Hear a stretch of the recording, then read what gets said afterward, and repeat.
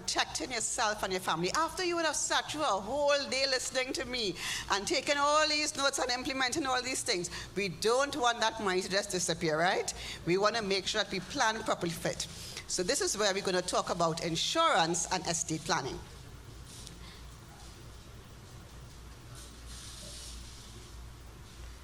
And I wish my pointer would move. Okay. So the Bible tells us in 1 Timothy 5:8, but if any provide not for his own, and especially for those of his own house, he has denied the faith and is worse than an infidel. It applies for living expenses. It applies for even after things get difficult and you may not be working or you may not be living anymore. When we talk about risk management, remember when we talked about the statement of net worth, one of the things that puts you into a negative net worth situation was these unexpected and these unplanned things, right? And we talked about planning for them and mitigating against risk. Insurance is something that we use in that regard. Insurance is one purchase that you make and you hope you won't ever need. Why? Because insurance is all about replacement income or replacing something that is lost, whether it's an item that is lost, a car, a house, or a life that is lost and the income related to that life. Now, in Trinidad, we tend to have a wrong thinking about insurance. For a lot of people, insurance is about making money and leaving huge amounts to leave for the family and so. And I'm not saying that you cannot use insurance for that, but that's not really what insurance is about. People also ask me, is that something that Seventh-day Adventists should be doing? Should Seventh-day Adventists even be, looking at using insurance? Well, yes, there is counsel that says, no, we shouldn't. But if you look at it, that counsel was given before the insurance industry was regulated, right? And I do have some minutes from a board meeting at GC that I'm going to just show you at the end of this risk management segment. And I will also send it to Sister Nadine so she could pass it on to everybody, that you could read what was discussed at that meeting and the recommendations that came out.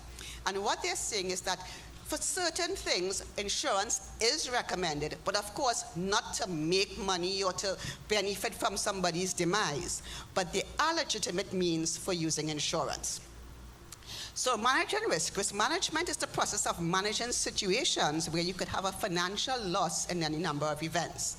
Now, depending on your financial circumstances, that loss could be retained. In other words, you cover the expense of that loss yourself.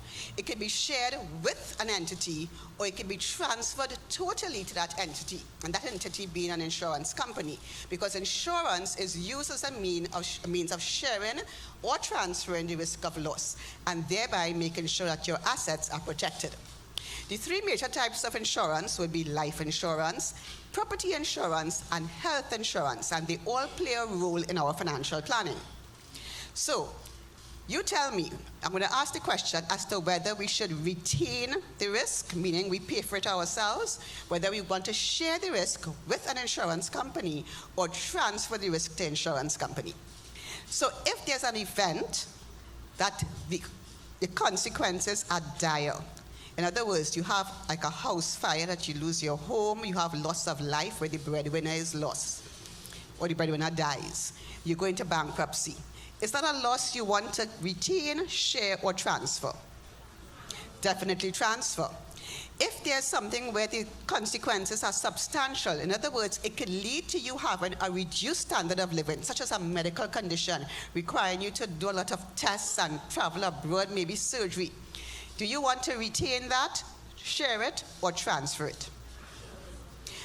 Transfer, right. Or you could share it. If, for example, it's something that's not too expensive, you could say, okay, I'll pay part and let the insurance company pay part. That's where the deductible and the co-insurance come into play. The deductible is the first part of the bill which is paid by you before payments from the insurance company begin. And the co-insurance reflects the percentage split by which the remainder of the bill is shared between you and the insurance company. If, however, there's something where the consequences are minor, right, so that is something you might want to retain because it's something you could easily manage and not end up losing, any benefits to the insurance. But there's one aspect of insurance that I want to bring to your attention, and that's the aspect of your insured amount. So let's use the example of a house. Suppose you have a house that is valued at $1 million. Ideally, you should insure the house for $1 million. If you do, and there's a loss, say if there's a fire or something happens, and you have a claim or you have damages amounting to say $400,000, what the insurance company would say is this. Okay, so it's valued at $1 million, you have insured for $1 million, so therefore we can pay your entire claim $400,000. If perchance you have said, okay, to cut back on the insurance cost, I am only going to insure it for $800,000, right? Because at least that is a little less expensive, so I save some money. Now, the average person thinks that if there's a claim of $400,000, because it is within the $800,000, you should still get your $400,000 back. That's not how they see it. What they would say is that, listen, you are underinsured. In other words, because you insured the house for $800,000 when it is valued at $1 million, you have only insured 80% of your house. So if there's a claim of $400,000, we are going to pay you 80% of the $400,000. And that's how they determine how much they pay for you. So one of the things we want to really consider, especially for the high-end things to replace, where the risk is going to be a risk that is being transferred, we want to make sure that we are properly insured. Because being underinsured, if we do have a claim, we may not get the money to replace and repair as needed, okay? If you insure properly, you get your full claim, but if you underinsure, you just get a portion because they said you would have insured only part of your house, okay? So just note that where insurance is concerned. And this is the document I'm talking about. Regarding Seventh-day Adventist and life insurance. What I will do, I'll probably send this to Sister Nadine and ask her just to share with everyone, because I don't think we have time to really go through everything right now, but this is what was voted at that meeting, okay? And this is in 1985 at the General Conference.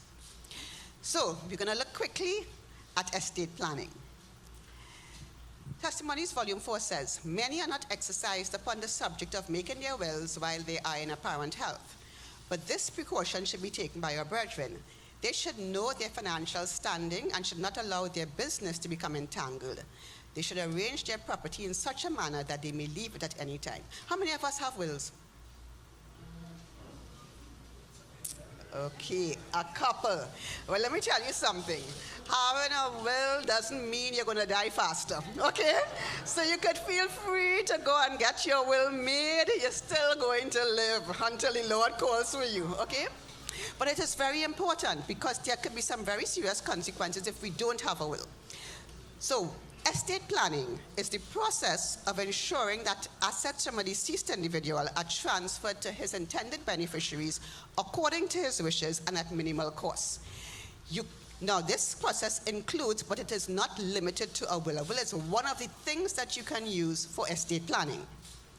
What is the will? The will is really a document that specifies how you want your property to be managed and distributed after you die. The will also, very importantly, gives instructions regarding guardianship of minor children and care for special need beneficiaries and elderly dependents. The person who makes the will is called the testator. The executor is the person who oversees the process of distributing the will. Now, this can be a person or a trust company, and this person should be chosen wisely. Don't just say because somebody is your spouse or somebody is your sister, your brother. You need somebody who is willing and able to do these transactions. You know, anybody knows the name Radesh Sagan Maharaj? What do you know about that name?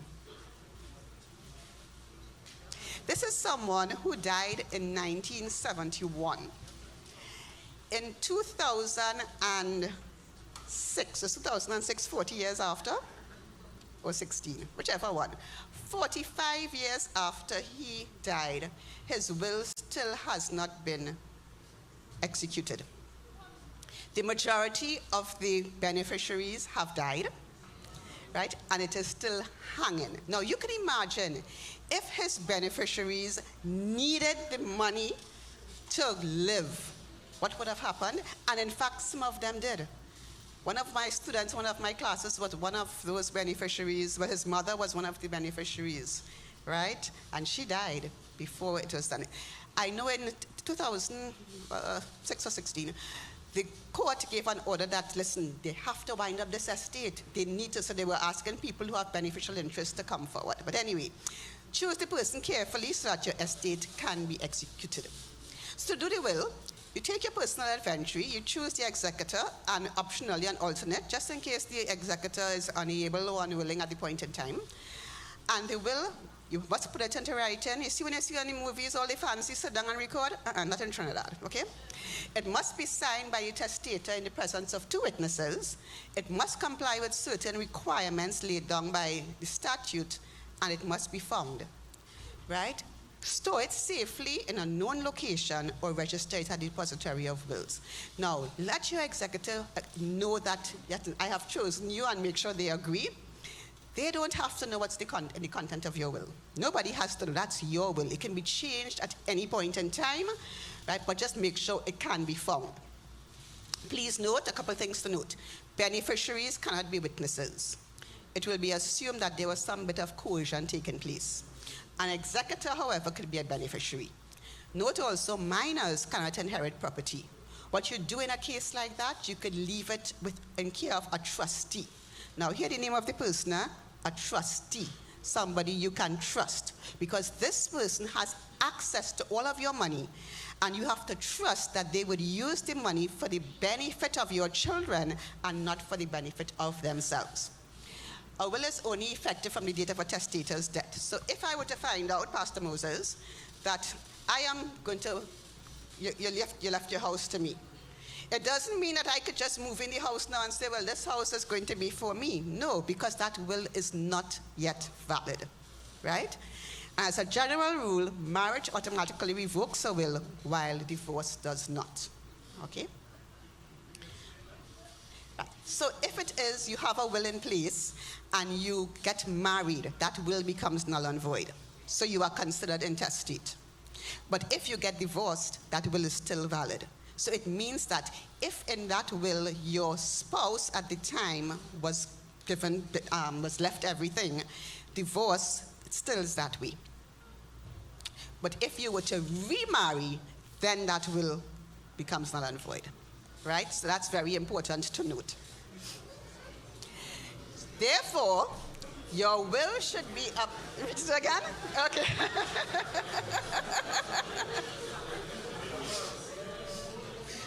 All right. Let's go back. Just the last one? Just the last one. Okay. As a general rule, marriage revokes a will. So you have a will, you made a will while you were single. When you get married, that will is null and void. Unless there's one exception. If you made the will with the intention of getting married, so it's stated in the will that you are single and going to get married to this person, then the will could be valid, right? But once you get married, it is assumed now, I guess, that your conditions change, your desires change, so you now have a family that you want to take care of, so it nullifies the previous will. So you now would have to make a new will with your spouse. And if you don't, because the old will is revoked, you will be considered intestate without a will. However, if you are divorced, that does not revoke a will, right? So, and that what you would need to do in a case like that is make a new will. All right? Yes. So in case of a common law situation,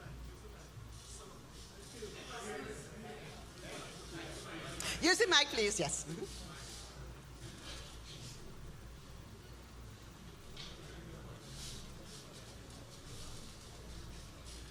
So I'm just trying to find out, in case of a common law situation, you mentioned that the divorce doesn't invalidate the will.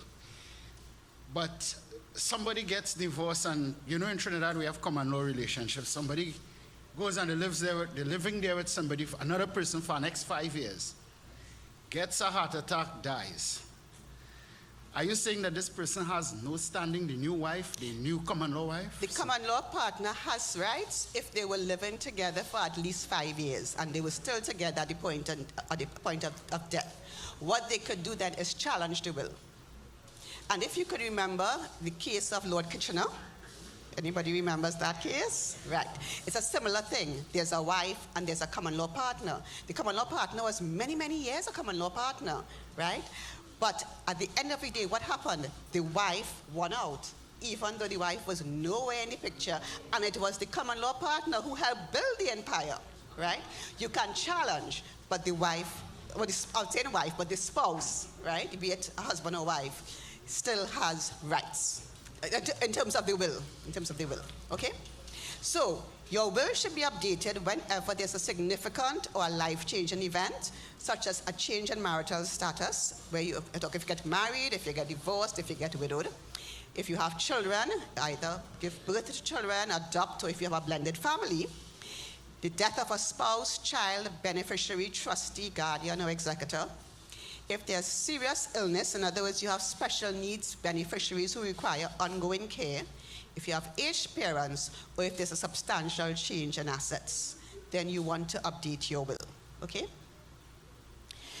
When a deceased person does not leave a will, he is considered to have died intestate. And without a will, the distribution of your estate defaults to the laws of intestacy of the country. And this is based on the laws of sanguine or blood. And this is how it goes. If you have a spouse, but no issue. Issue is the term used in the act, right? But maybe it means no children. So if there's a spouse, but no children, everything goes to the spouse. If you have children, but no spouse, everything goes to the children divided equally. And this is children, not only children from your current marriage or a previous marriage or no marriage, all children, all issue.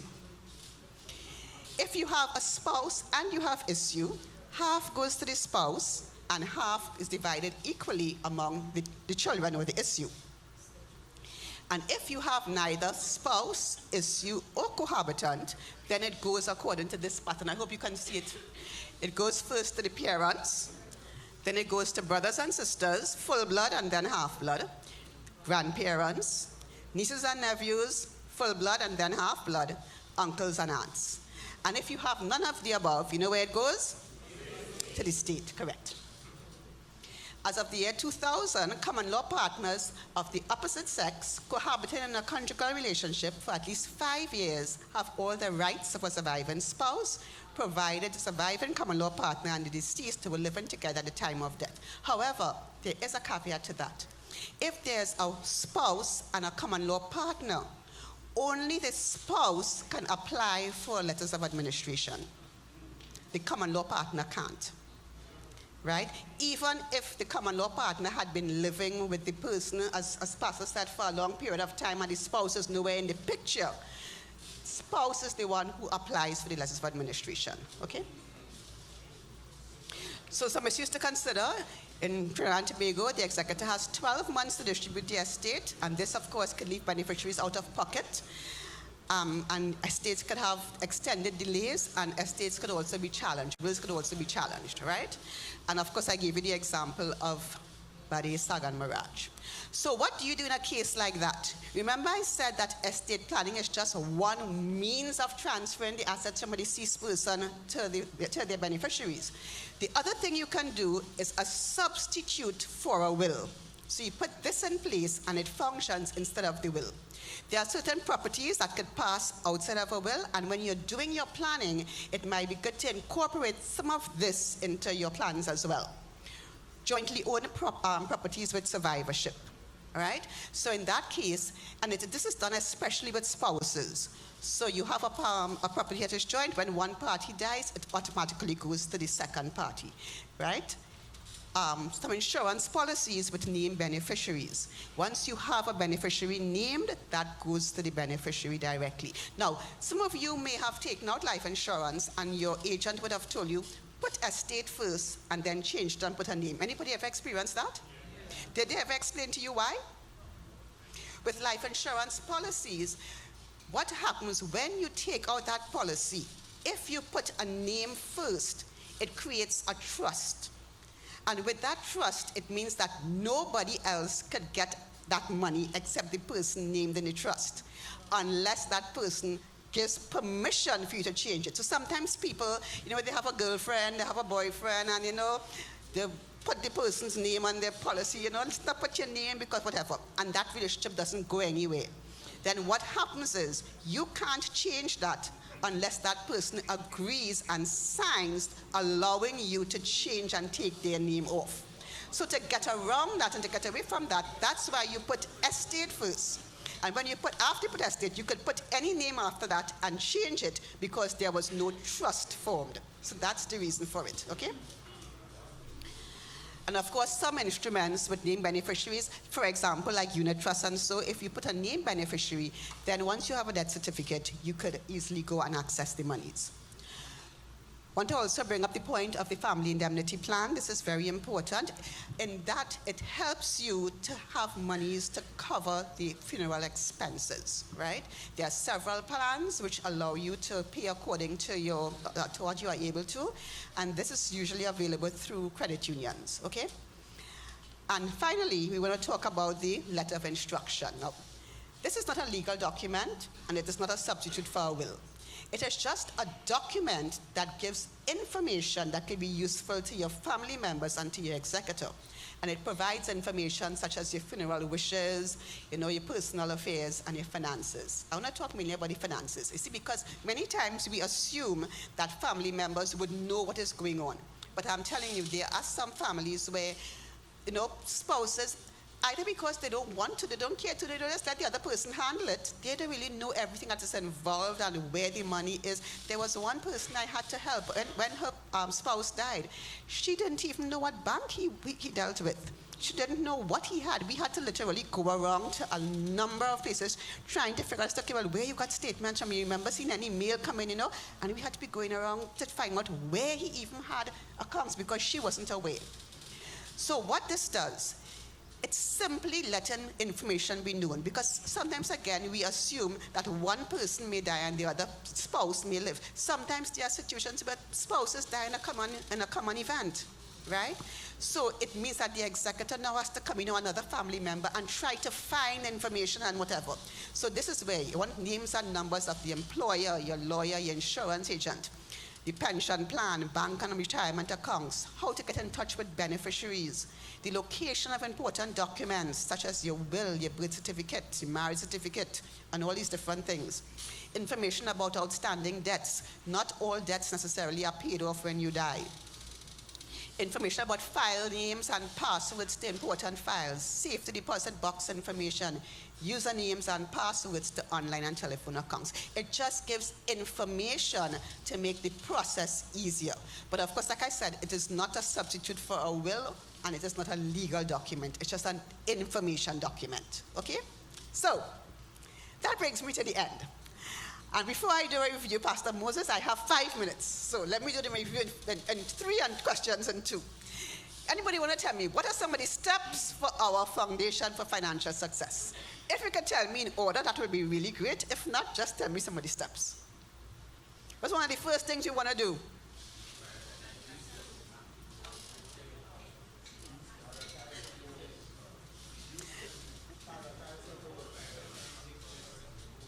I hear prioritize. That is going along the right path. Prioritize and what? Goals. Very good. Very good. Then what? Very good. Assess where you are financially. Then what? Because now we know where we're going, we know where we're coming from, and we start in the process. How we start that process? Very good. Spend less than we earn. Then what? Not quite yet. Almost there. Very good. Plan for the regular and the variable expenses. And then what?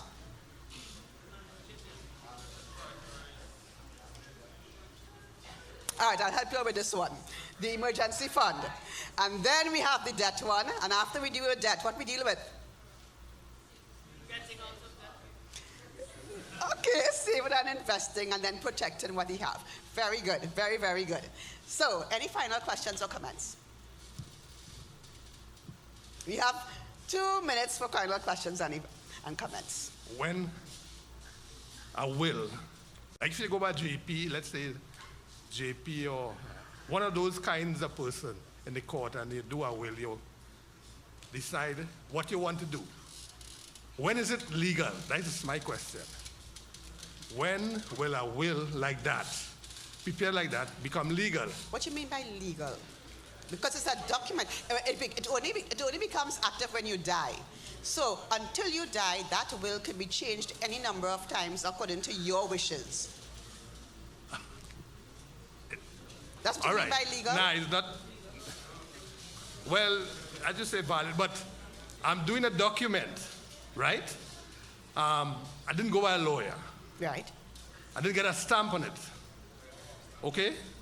That kind of thing I'm talking about. Okay, you know what I just went by the court and I would tell them what I want, and they would prepare a document for me. Is that something that you could work with, or you have to do? I don't know, but I would recommend going to a lawyer because, like I said, there are some very basic things that if you don't know can make your will null and void. For example, something as simple as when you are printing the document, you have to print it back and front. If you print it one side, null and void. Now, you might know those things. You might just think, well, I'm printing it on one side so that, you know, it doesn't print over and it looks good. Null and void. A lawyer would know that. I don't know if a JP would. I can't say I don't know if a JP would. But the lawyers have standard fees that they charge for doing wills. It's not very high. So I would say at least your first will, let a lawyer do it, and they could always follow the pattern after that. And a comment in passing. In relation to common law and marriage. Married wife, common law. The man left the wife, live years with this lady, common law. But when he dies, is the lady that got everything? Again, think of Lord Kitchener. All right, so you take just Pastor Moses. You will tell me when to stop the question. So you go until you say stop, okay? Mr. Lana. Question.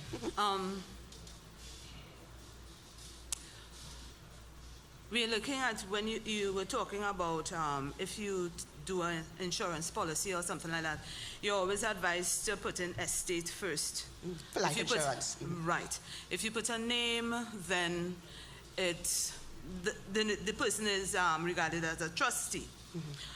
It's not an trust. If you put estate, and at the time you were single, then you got married, and you changed that to your spouse's name, and let's say your spouse dies, can you put somebody else Oh in? yeah, you didn't have to wait for the spouse to die. Right? No, I don't mean it in a bad way. No. Okay, that didn't come out quite good. All right. That is not how it was meant to come out.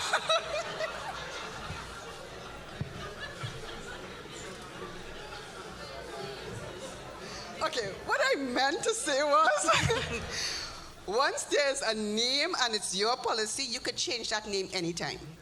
That's if, of course, you had estate first so that there wasn't an initial trust created. Yes, you could change it anytime. Okay, I'm asking because I was faced with that situation, and I was told that I could not change the name because of something that has to do with some marriage act or some sort of something in Trinidad. Yep. I'll have to go to get letters of administration. That is administration, but usually when somebody dies. Oh, you mean to change your name? Yeah. Right, but you're talking about you had estate first? Yeah. That shouldn't be.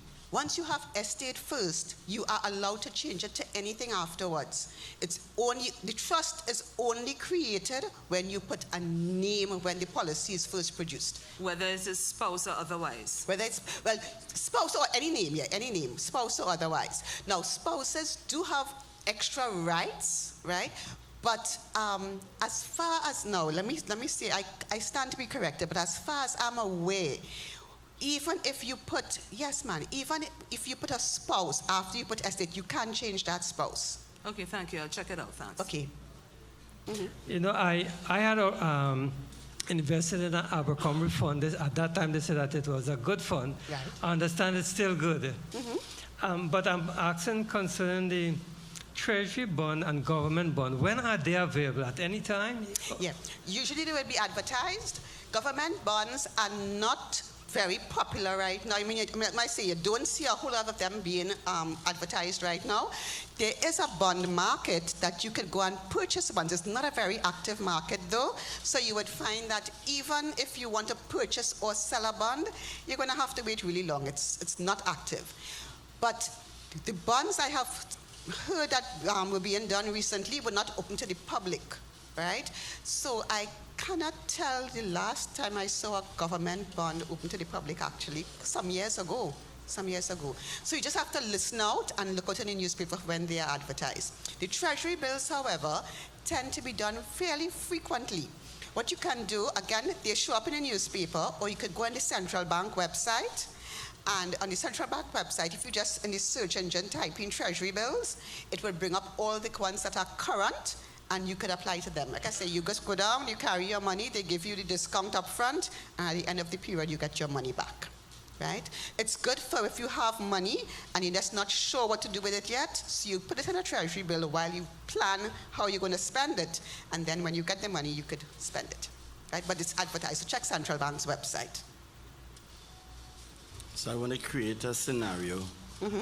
I want to protect my children. So I am married. My wife is now deceased, and I want to remarry. But the estate that my wife and I had, I want my children to inherit it. How do I protect them? Do I want to be remarried? Right. That one, because remember we talked earlier about not doing any specifics for the questions, right? But what you would do, so I wouldn't tell you specifically, but I would guide you. In a case like that, what you can do is set up joint accounts, right? Keep it in mind though, a joint account can be either an and or account. If you put a joint or account with a child, well, I'm assuming they're not minors, right? They are minors? Okay, right, they're not minors, right. So if you, yes. Okay, hypothetical question, yes, right. So once they are not minors, you can do a joint account with them, but with a joint account, if it's an or account, they have full rights over the account, including the ability to empty the account. So you might want to do it as an and account, where if there are any withdrawals to be made, you both have to sign to get that withdrawal made. And if the one party dies, then the other party will automatically get it, right? That's one thing you can do. You can, well, that's probably about the best thing. Or you could actually gift it, right? If you gift it, then you lose it. You don't have the control of it anymore. That's another thing that you can do. But certainly the use of, or you could put it as a beneficiary, where if you have the account, it's your account with your access, and you have full control over the account, and you put the children's names as beneficiaries. So if anything happens to you, the money goes specifically to those children. That's one of the ways you could do it. Sister Heiliger. In terms of, now we're doing wills and we want to leave people better off, we want to protect individuals and so on. But what about persons who are not living their lives according to how God would want them to live, whether a spouse or somebody? What does the God counsel tell us in terms of that? Because I think that's important to know in terms of planning a will. Right. That's true. And in fact, there is counsel that says that we don't know. The standard thing that we do is when you die, everything goes to your children or your spouse. That is not necessarily a good thing to do, because many times you would find, and we are counsel about this, given children, and I'm saying children now, not necessarily minors, could be older children as well.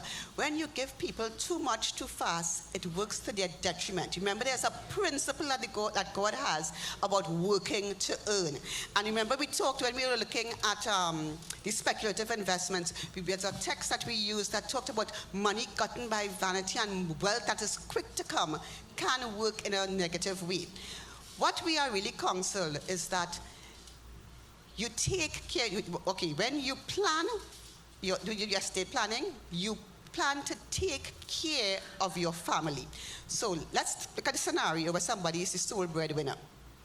You would make sure that you have enough in place for your spouse, for your children, if it's education, and you can use things like insurance for that. And I told you all, let me just interrupt, talk back on myself a little bit. Remember when I told you all about insurance, that insurance is about income replacement? I forgot to mention this, so I'm going back to just say it now. Insurance, when an insurance agent tries to sell you insurance, they want to sell you the maximum because they get maximum commissions. You can actually work out the amount of insurance you would need. What is the insurance to be used for? Or what is the money leaving for your family to be used for? One, it's used to cover any outstanding debts that you may have. Two, is for anything you want to bequeath. So for example, you want to give money to Project Nehemiah, you count that in as a bequest in what you want to leave. Three, is to cover the living expenses of your family. The living expenses include not just literal living expenses, it may also include things like education expenses for a child or things like that. So you could work out how much you need to cover those expenses. Some of them could be covered using life insurance, so that would cover for the life of the parties, especially the spouse. Some of them is short term, just for the period until the child finishes education. You could use term insurance for that, right? So you could do a mixture of whole life insurance and term insurance to meet your insurance needs. So back to your question, Brother Hylegar. So what we are counseled is that, yes, we are required to provide for our household, but not necessarily to make everybody rich. Nobody should be looking forward to somebody to die to get rich. So you make sure your family is covered and you return the rest to God. Right? So it is also, what I also read as one of the things that is recommended for children, you educate your children. Parents should provide an education. But again, the principle of working to earn is a biblical principle. And we don't want to deny, we might think we're doing our children a favor by, yes, you could give them a head start. You could give them a deposit on something, you could give them a car.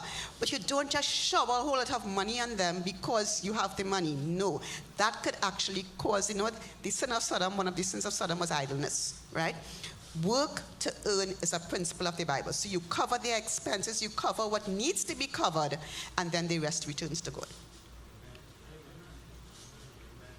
Okay, so I want to thank you all very much. It has been a wonderful day, and I really pray that the information has been useful, that you can benefit in some way going forward, and I wish you all the best with your financial planning.